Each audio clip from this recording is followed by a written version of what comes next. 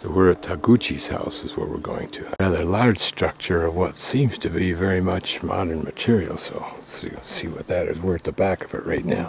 Bamboo ladder. But you wonder if that was the first part of the evolution of the extendable ladder. Notice they had metal can-like protectors for that end. For both ends, actually. Not sure if this is Taguchi's house, this small one here. Maybe. This big structure is Taguchi's house from 1809. His family, like Hanzo's family in Before the Dawn, was the village headman for generations. And it had a number of rooms and 3 fireplaces where village people once had gatherings and meetings. The passageway is built on the outside, as we've seen elsewhere in Japan, because there was not the snow level and therefore not the cold. Machine that we've seen similar versions in the States and elsewhere in the world.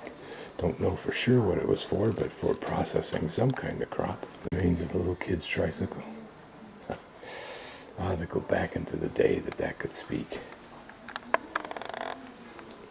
Here what's interesting, looking at this room here, whether this was for stable or what, but you've got those panels can come out giving you access there. They can come out of all the walls, I think. But then these that have notches in them look like they were designed for different height doors, or even a grating or fencing system, if you will. This perhaps an old bike, it looks like it, yeah. Can't be that old because it shows the same kind of braking system we've used for a long time. Another pounding mill, if you will. So, don't know whether they stood or not. You would think standing might be the most efficient, maybe 1 foot after another. Great exercise machine. You could have sold that on TV instead of grinding grain. Separate little room. For what purpose? Don't know.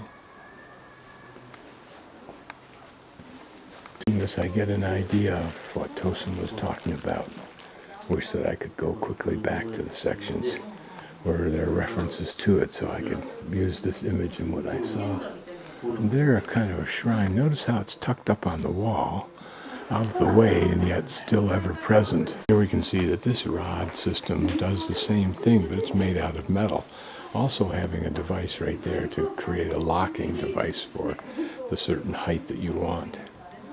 And notice that the hook there had a big one for pots, but also one maybe just to tuck the label away somewhere where it was handy. Interesting to see this, how there was this raised platform area, if you will, and yet this area that's lower, and then that area that's built a little bit higher, but not as high as this area here in that room.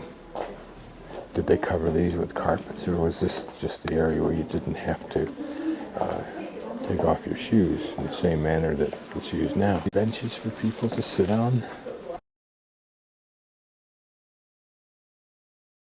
Now to the charcoal kiln. Reproduction is a Sumiyaka Gama charcoal kiln. It's a reproduction, and the charcoal was used for cooking and heating.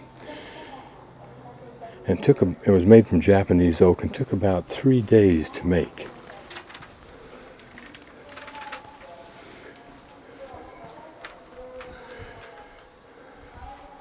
So this doesn't tell us much about how it was done. Probably one of the workers' refuge shack, maybe to sleep in. Maybe there were several. Okay, this is an example of a sledge loaded up with logs. Actually, we've seen better examples of it. This is just probably a reproduction, but that also looks like a rather small, insignificant sledge for the heavy weight that it's carrying.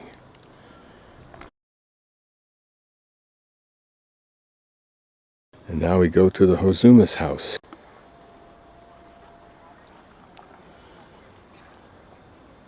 Some interesting structures at the end.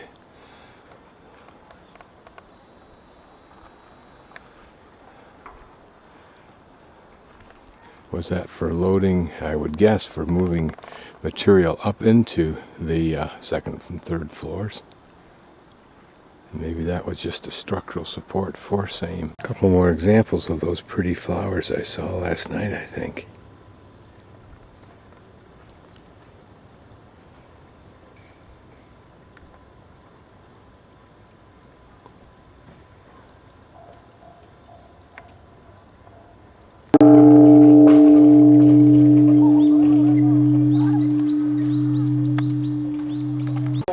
These are various devices that were used by families as well as kids to haul the goods of the family as well as kids. These apparently an early version of skis. And here a sledge. This became the next evolution of sledges. You set it up like this, probably in that rack, loaded it up, tied it off with ropes. It was easier to maneuver since it's only one ski, and they had metal on the bottom. And then I'm guessing that when you were finished driving the load down the hill, you would then undo the ropes, and then it was easy perhaps to pull one of these things out or to jog around the wood and then get the wood off there. See it being used, and maybe that's the way also that you were able to negotiate it down the hill. There you can see another man up there. He's using it somehow differently. If it's the same item, then this man who looks like he's holding on to two on one side and then negotiating it down on that one side. It down the hill, then they had to carry it back up. It was about 50 kilograms, whatever that means. And notice how it was able to be used for even big, huge chunks of wood. Still, that'd be a dangerous thing to let loose of. That may have been what the first guy was driving.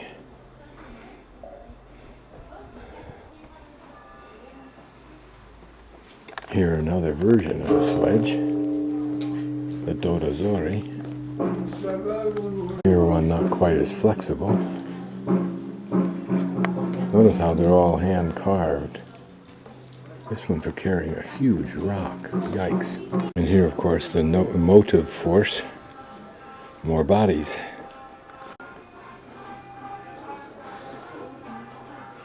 This may have had a draft animal like a horse to pull it. Horse on flat land in the winter time.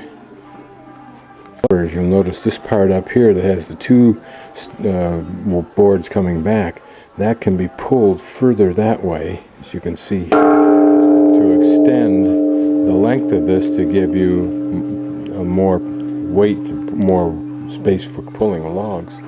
Sleigh. Very popular in the Shirakawa village that I hope to visit because it was easy to use in deep and soft snow. Bamboo cylinder right here, what it was for was oil was carried in that, and it was put on these logs here for making it move, slide a little bit easier. Still, it's pretty rough hewn stuff, isn't it? The small one, on the other hand, was used just for moving wood for each house. Japanese history suggests that shiitake mushrooms have been eaten since AD 530, but from the early periods of 1630, including on up through 1935, their cultivation has developed significantly. And the way that it's done is that shiitake spawn, whatever that means, are prepared on wooden pieces, and the pieces are stuck in logs of Japanese oak trees. And I'm thinking that that's what this represents, since this is where the sign is. Shiitake start to grow from the next year for about 3 to 4 years.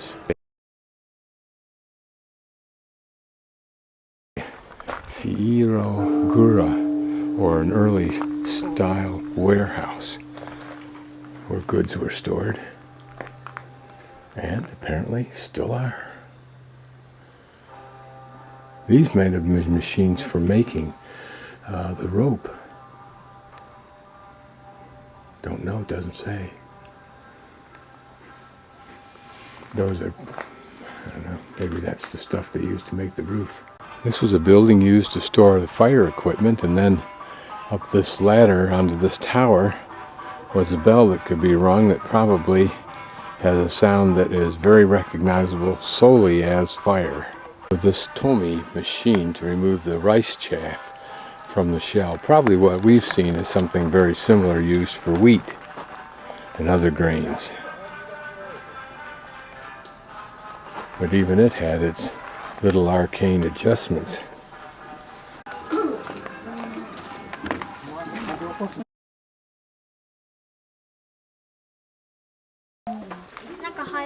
This house was built in 1899 by a wealthy farmer. Normally farmers built their own house, but he was too wealthy to have to do that, so it was built by someone from Takayama. But I just want to get this different way of dealing with the pot. The house was designed, I don't know why others are not, so that all panels dividing the rooms could be removed. Thus, you could create rooms of whatever dimension you wanted. There again, one of those dramatic shrines. This one different, but we'll take a closer look because here are the lights so that we can see a lot more detail, but you can see individual little items in there, like this stork bird with a candle holder above him. These effigies of some sort made out of straw. Could that have been a local handcraft? Here that these panels that are painted could be changed easily at any time by a simple little bamboo device that slides. The back portion of here slides down behind the board like my fingers are, just to lock it in place, which is doing very nicely. These are sake bottles, and this is a sake carrying device. That looks like a purification device.